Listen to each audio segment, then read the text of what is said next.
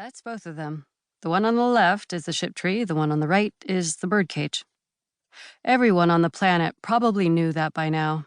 She was babbling, Leslie realized, and the small evidence of her fallibility and her own nervousness did more to ease the pressure in his chest than her casual friendliness could have. "You're acting like a starstruck teenager," he reprimanded himself, and managed to grin at his own foolishness as he shuffled forward, his slipper-like ship shoes whispering over the carpet. Then he caught sight of the broad sweep of windows beyond, and his personal awe for the woman in blue was replaced by something visceral. He swallowed, throat dry. The Montreal's habitation wheel spun grandly, creating an imitation of gravity that held them, feet down, to the floor. Leslie found himself before the big round port in the middle of the wall, hands pressed to either rim as if to keep himself from tumbling through the crystal-like Alice through the looking-glass. The panorama rotated like a merry-go-round seen from above. Beyond it, the soft blue glow of the wounded Earth reflected the sun. The planet's atmosphere was fuzzed brown like smog in an inversion layer, the sight enough to send Leslie's knuckle to his mouth. He bit down and tore his gaze away with an effort, turning it on the two alien ships floating overhead. The ship on perspective right was the enormous, gleaming blue birdcage, swarming with 10-meter specks of mercury, made tiny by distance, that flickered from cage bar to cage bar, as vanishingly swift and bright as motes in Leslie's eye. The ship on perspective left caught the earthlight with the gloss peculiar to polished wood or smooth tree bole, a mouse-colored column twisted into shapes that took Leslie's breath away. The vast hull glittered with patterned, pointillist lights in cool-water shades. They did not look so different from the images and designs that Leslie had grown up with, and he fought a shiver, glancing at the hawk-intent face of M.W.O. Casey. "Elspeth, Dr. Dunsany, said you had a theory," she said without glancing over. He returned his attention to the paired alien spaceships, peeling his eyes away from Genevieve Casey only with an effort.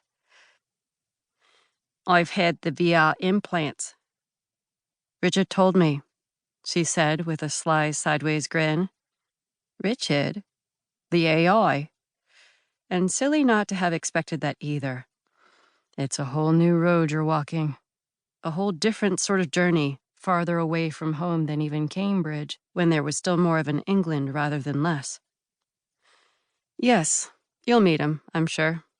He doesn't like to intrude on the new kids until they're comfortable with their wetware. And unless you've got the full Borg," she lightly touched the back of her head, "you won't have to put up with his running patter, most of the time." She tilted her head up and sideways, a wry look he didn't think was for him. "She's talking to the AI right now." Cool shiver across his shoulders, the awe was back, with company. Leslie forced himself not to stare, frowning down at the bitten skin of his thumb. "Yes, I spoke to Dr. Dunsany regarding my theories." "Dr. Chuckamara?" "Leslie." "Leslie." Casey coughed into her hand. "Ellie thought you were onto something, or she wouldn't have asked you up here. We get more requests in a week than Yale does in a year." "I'm aware of that." Her presence still stunned him. Genevieve Casey, the first pilot, leaned up against the window with me like kids peering off the observation deck of the Petronas Towers.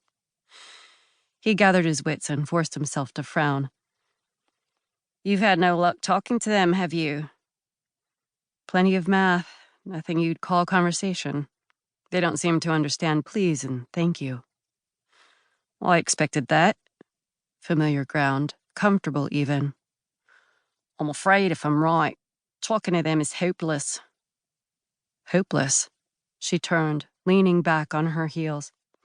"Yes, you see, I don't think they talk at all." Leslie Chuckamara's not a big man.